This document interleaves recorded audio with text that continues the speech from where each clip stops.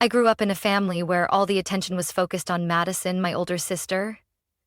If she was the shining sun, then I was just a faint shadow, drifting at the edge of the light.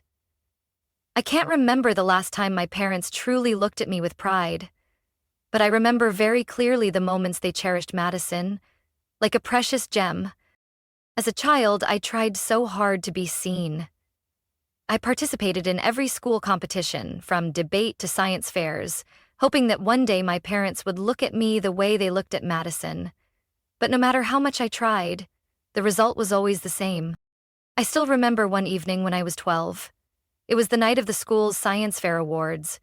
I had spent weeks building a smart eco-house model, a project that had cost me many sleepless nights to complete.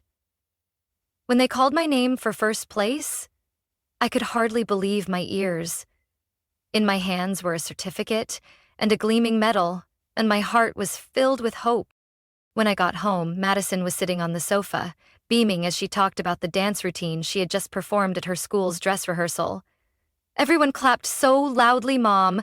The teacher even said I have a natural talent, Madison said excitedly, her golden hair catching the soft glow of the table lamp beside her. I waited. I waited for the moment Mom would turn to me, see the medal in my hands, and praise me. But instead, she simply ruffled Madison's hair and said proudly, "You really have an artistic gift, sweetheart." I stood there, gripping my certificate tightly, feeling a suffocating weight in my chest. When I finally spoke up, "Mom, I won first place at the science fair today." She barely glanced at the medal before giving me a small smile. "That's nice, honey. Was the competition hard?" I fell silent. Dad sat in his armchair, eyes still glued to his newspaper, not even bothering to look up. No one asked about my project. No one wanted to know how much effort I had put into it. They just continued basking in Madison's glow. That night, I lay in bed, the cold medal in my hand, tears rolling down my cheeks. I couldn't understand why I was never enough. Years passed, and I learned to accept my place in the family. I stopped trying to get their attention and instead threw myself into academics. If I couldn't be loved, at least I could be the best in my field. And then I met Nathan. Nathan was the first person who made me feel like I truly existed. He didn't just listen, he remembered the smallest details about me, the things my parents had never cared about. Nathan knew I liked drinking chamomile tea at night, knew I loved capturing candid moments with my camera, knew I had a notebook where I wrote down my strange dreams. We started dating when I was 20. Being with Nathan felt like stepping out of Madison's shadow. For the first time in my life, I was loved without having to prove my worth. But of course, Madison wouldn't let that be.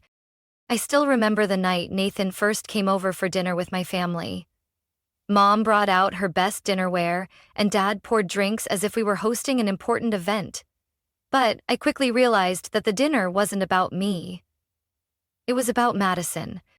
She sat across from me, her blue eyes sparkling as she looked at Nathan. She smiled, tilting her head, her long hair shining under the chandelier. I saw the way she looked at him. The look I knew better than anyone else.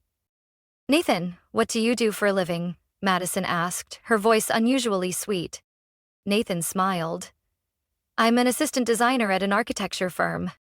"Wow, that's so interesting. I always thought people in that field were incredibly creative," Madison giggled, her slender fingers brushing the rim of her glass. I stiffened. I knew exactly what Madison was doing. I had seen it too many times before. When she wanted something, she would get it. Throughout dinner, Madison kept finding ways to draw Nathan's attention. I tried to ignore it, telling myself that Nathan loved me, that he wouldn't be affected. But deep down, a seed of unease had been planted. After dinner, I went into the kitchen to clean up, trying to shake off the uncomfortable feeling. Then I heard Madison giggling. When I turned around, I saw her standing next to Nathan, her hand lightly resting on his arm. My heart sank. "Madison, what are you doing?" I asked, my voice low enough that only she could hear. Madison shrugged, her lips curving into an innocent smile. "Relax, Lucy. We're just talking." But I knew it wasn't just talking. The next day, Nathan started texting me less, then even less. Our meetings became awkward, filled with unexplained silences. And then, on a late afternoon, as I stood in my small apartment, my heart pounding, I heard the words I had been dreading for weeks. "Lucy, I'm sorry." Nathan's voice grew quieter. "It's Madison. I think I have feelings for her." I held my breath, my entire body frozen. "You're choosing her?" I asked, my voice breaking. Nathan didn't answer right away. And that silence said everything. I looked at him one last time, then turned away. I didn't cry, not then. I slammed the door behind me and stood still in my tiny apartment. The silence was so deep I could hear my own heavy breathing. A hollow emptiness grew in my chest, as if all the air had been sucked out of the room. Nathan was gone. Madison had won. I looked around. The worn-out chair, the stack of books piled on the table, the photo I had taken of the sunset at the beach last year. Everything seemed the same, but I knew that in just a few short minutes, my world had changed forever. I picked up my phone and scrolled through my contacts. I wasn't even sure what I was expecting. A message from Nathan? An apology from Madison? Or just some sign that I still mattered? But there was nothing. Just a blank screen reflecting my stunned face back at me. That night, I drove home, not knowing why. Maybe I just wanted to feel some warmth, even if it was an illusion. But when I walked through the door, my mother was standing there, arms crossed, her face void of any sympathy. "Lucy, you can't keep blowing things out of proportion like this," she sighed. "Nathan made his choice. You need to learn to accept it." I clenched my fists, trying to keep the tremble out of my voice. Accept it? Accept that she took the person I loved? Accept that once again I was left behind? My mother simply shook her head. "Madison didn't take anyone. If Nathan really loved you, he wouldn't have changed his mind." My chest tightened. I looked over at my father, hoping, just maybe, he would say something, anything. But as usual, he just turned the page of his newspaper, not even bothering to look up. I let out a bitter laugh. "I see. Madison has always been the important one, hasn't she?" No one answered. That night, I packed my things in silence. I didn't need much, just a suitcase of clothes, a few books, and the old camera I had bought from a thrift store back in high school. I left a note on the kitchen counter. "I'm leaving. Don't call." And as I stepped out the door, I didn't look back. I moved into a small apartment in the city, a place where no one knew who I was, where I could start over without Madison's shadow looming over me. I found a job as a waitress at a small diner. The place was always busy, the clatter of dishes, the hum of conversations, the constant rhythm of orders being called out. Strangely, I liked it. Here, I wasn't Madison's forgotten little sister. I was just Lucy, the girl who made the best coffee in the place. At night, I enrolled in business courses at a community college. I didn't know exactly what I wanted to do, but I knew I needed knowledge to make sure I would never have to rely on anyone again. The first few months were hard. I was exhausted from long shifts, late-night classes, and eating instant noodles alone in my tiny apartment. But I also felt myself changing. I learned to take care of myself, to stand on my own without needing my family's approval. And then I found photography. One late night after work, I sat by my window, watching the street lights reflect off the rain-soaked pavement. I picked up my camera and snapped a picture. I didn't know why I did it, but when I looked at the photo on the screen, I felt something. A little peace. A little hope. I started taking more pictures. The forgotten corners of the city, the homeless bundled up on sidewalks, the abandoned bicycles left to rust. I didn't have expensive equipment, but I had an eye for what others overlooked. One day, while I was taking photos in the park, a man approached me. He wore a slightly rumpled suit, his tie loosened, dark hair a little unkempt. "Are you a photographer?" he asked. I chuckled. "I just take pictures for fun." He looked at the image on my camera screen. "You have a unique eye." "I'm Daniel. creative director for an art magazine. I'm looking for a new photographer for a piece on urban life. My eyes widened. You want to hire me? Daniel nodded. I'd like to see more of your photos first, but yes. I think you have potential. I could hardly believe my ears. I was so used to being overlooked, dismissed, but this time, someone actually saw me. That night, I sat alone in my small apartment, looking through the photos I had taken over the past few months. I remembered how it felt to hold that medal when I was 12, the feeling of hope, only to have it crushed by my family's indifference. But this time was different. I didn't need their validation anymore. I had found my own light, and I wouldn't let anyone dim it. The next day, I sent Daniel my portfolio. 3 days later, I received a response. Amazing, when can you start? I smiled. For the first time in my life, I knew I was on the right path. I never thought I would hear about Madison again, but then one day, Lydia called me. Lydia was my cousin, the only person in the family who had never treated me like Madison's shadow. We didn't talk often, but whenever we did, she always brought me pieces of news from the world I had left behind. Lucy, do you have a moment? Lydia's voice came through the phone, hesitant. I was editing a new set of photos for the magazine, but I immediately stopped.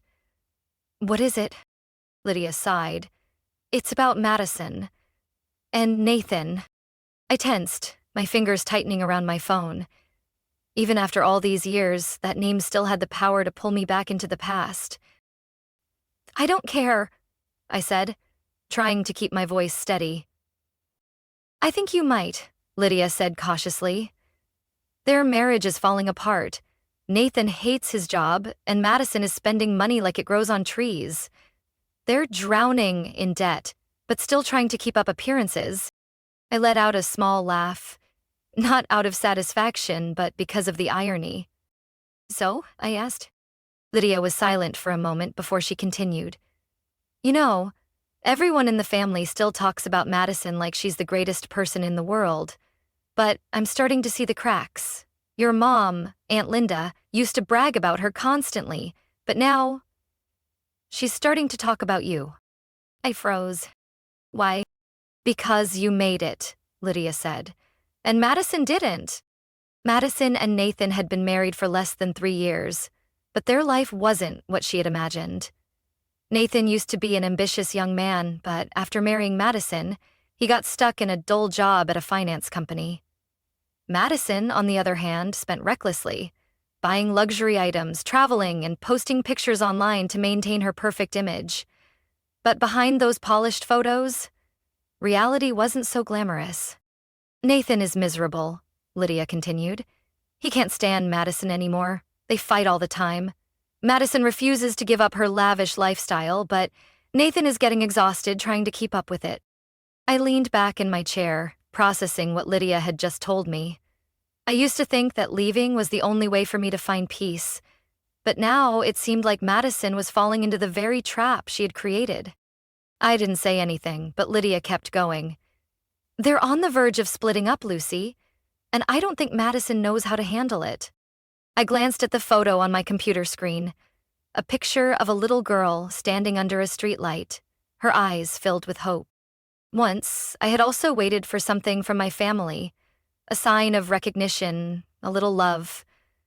But now, I didn't need it anymore. All of this, I said slowly, has nothing to do with me anymore. Lydia sighed. I know, but I still thought you should know. I ended the call and leaned back in my chair.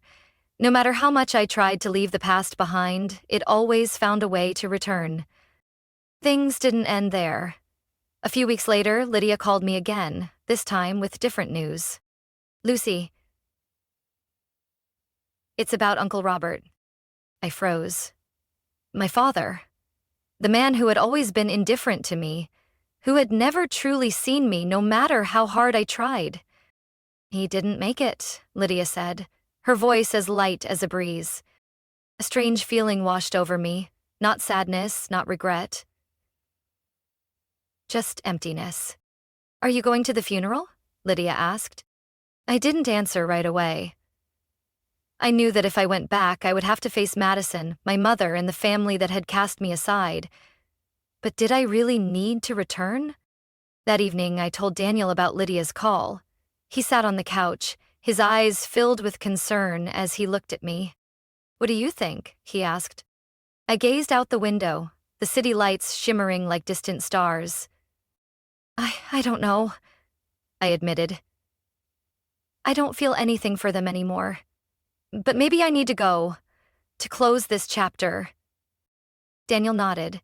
If you want to go, I'll go with you.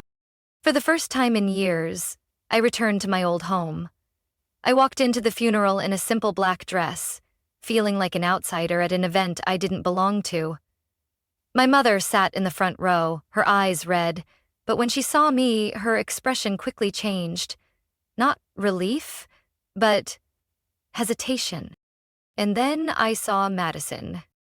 She still looked as beautiful as ever, but something was different. She no longer radiated like the sun. Instead, it seemed like she was desperately clinging to something slipping away. I didn't think you'd come, Madison said, her voice sharp. I smirked. Well, surprise. Then I heard a familiar voice behind me. Lucy? Nathan. He looked older, his eyes weary, the confidence he once had now faded. When he saw Daniel step beside me, I saw the confusion flash across his face. How have you been? Nathan asked, his voice awkward. I simply shrugged. Good, and you? He gave a sad chuckle. I guess you've heard. It's not what I expected. I said nothing, just looked at Nathan, Madison, my mother, all the people who once made me feel invisible. But now, I was no longer that version of Lucy. I turned to my mother. You always said Madison deserved everything. So? Do you have what you wanted now? She didn't answer. I glanced at Madison one last time, then took Daniel's hand. Let's go. This time, as I walked out the door, I felt no heaviness. I had closed that chapter once and for all. I never expected a call from my mother, but then one evening, as I was editing the final photos for my exhibition, my phone rang. I looked at the screen. An unknown number. Instinct told me not to answer, but then I pressed accept. Lucy. My mother's voice came through, softer than I remembered, as if she had lost the certainty she once carried. I didn't respond right away. How many years had it been since we truly spoke? She cleared her throat, as if struggling to find the right words. I know you probably don't want to hear this, but I need to say it. I gripped the phone tighter. You have 1 minute, I said, my voice calm but cold. My mother sighed. Madison isn't doing well. I let out a quiet laugh, not from amusement but from the irony of it all. She had spent her entire life caring only about Madison, and now that my sister was struggling, she suddenly remembered I existed? Let me guess, I said, my eyes still fixed on the image on my screen. Nathan is fed up with the marriage, Madison has been spending too much, and now they're in financial trouble? My mother stayed silent, and I knew I was right. You don't understand, she said, her voice trembling. Nathan is thinking about leaving. He says he can't take it anymore, and Madison? She won't accept it. She still thinks everything will be fine, but it's clearly not. I crossed my arms. And what do you want me to do about it? My mother blinked, as if she couldn't believe my reaction. I just thought you would care. After all, she's still your sister. Sister? I scoffed. You say that as if Madison ever considered me a part of her life. She said nothing. I could imagine her gripping the phone, trying to convince me, as if this were some heartwarming family drama where I would suddenly soften and come running back. But that wasn't reality. Why did you really call me? I asked, my voice calmer than I expected. Because I realize I was wrong, she admitted. I know I treated you unfairly. I know I favored Madison too much. But you have to understand. I never meant to hurt you. I just wanted what was best for both of you. I let out a quiet, bitter laugh. No, you didn't want what was best for both of us. You wanted what was best for Madison, and you pretended I didn't exist. She didn't argue. I took a deep breath. You called me because Madison is struggling, not because you actually want to fix anything between us. You just don't have anyone else left to turn to. My mother took a shaky breath. Lucy? Please. I closed my eyes, keeping my emotions steady. I've already forgiven myself, I said, but I don't owe you anything. And I hung up. I didn't think much about that call afterward. I no longer felt anger or bitterness. I just felt relief. I spent the next month focusing on the most important project of my career, Unseen, my first photography book. The images in the book weren't just pictures of places or people. They were pieces of a story. The forgotten corners of the city, the people no one noticed, the hidden smiles, the unspoken sadness. They weren't just photographs. They were me. The book launch took place in a small but intimate gallery. The photos hung on the walls, illuminated by soft lighting. Daniel stood beside me, his hand firmly holding mine, a quiet reminder that I was no longer alone. As I stepped forward to speak, I felt something shift inside me. My whole life, I thought I was invisible, I said, my voice carrying through the quiet room. I thought I had to prove my worth to people who never truly cared. But I was wrong. I looked around the room, my gaze landing on Lydia, on Daniel, on the people who had supported me through this journey. I don't need their validation to be myself. And if anyone here has ever felt like they don't exist, remember, you are always worthy. Sometimes you just have to find your own light. Applause filled the room, but more important than the sound was the feeling in my heart. I had finally stepped out of Madison's shadow. No longer the forgotten little sister, no longer the girl struggling to be seen. I was simply me, and for the first time, that was enough. One late afternoon, as I was organizing photos for my next exhibition, I received a letter. A simple envelope, nothing remarkable, just my name, written in slanted handwriting I hadn't seen in years. I knew immediately that it was from my mother. I held the letter in my hands, feeling the rough texture of the paper beneath my fingers. A part of me wanted to rip it apart instantly, but another part hesitated. I was no longer the little girl who craved her approval. Quietly, I opened the envelope, my eyes scanning the words. Lucy, I know you may not want to read this, but I still want to say it whether you listen or not. I was wrong. I didn't see you. I let you become lost within our family. I thought Madison needed me more, but I never realized that you needed someone to stand beside you, too. It wasn't until you left that I understood. I lost you in a way I may never be able to fix. If you can find it in your heart to forgive me, I hope one day we can talk again. I placed the letter down on the table. I didn't cry. I didn't feel anger. I just felt free. How many years had I waited for this? An apology? A recognition that I wasn't invisible in my own family? But now, after finally receiving it, I realized I didn't need it anymore. Forgiveness doesn't mean returning to what once was. Forgiveness doesn't mean opening the door to the past and allowing myself to be hurt again. Sometimes, forgiveness is simply letting go. I folded the letter and placed it in a drawer. Not because I intended to respond, but because I wanted to keep it as a reminder, a testament that I had overcome everything without needing their validation. That evening, I went to my gallery, where my latest photographs were on display. Soft lighting illuminated each frame, cityscapes at dawn, unseen moments I had captured through my lens. Daniel stood beside me, his hand gently holding mine. Lydia was chatting with a group of guests, her face glowing with happiness. I walked toward a photograph displayed at the center. It was a black and white portrait of myself, taken from behind. A girl standing between two towering buildings, the light glimmering ahead while shadows still lingered behind her. A Lucy who was once forgotten, who once sought acceptance. and a Lucy who now stood free from the past. I smiled. I was whole, strong, and no longer anyone's shadow. That light ahead, it was mine. Lucy's story isn't just about betrayal or pain, it's about finding oneself. In life, we sometimes get lost in the shadows of others, overlooked, unseen. But a person's worth isn't defined by family or society's recognition. It's in their ability to rise and create their own light. Forgiveness doesn't always mean reconciliation. Sometimes it simply means letting go and moving forward.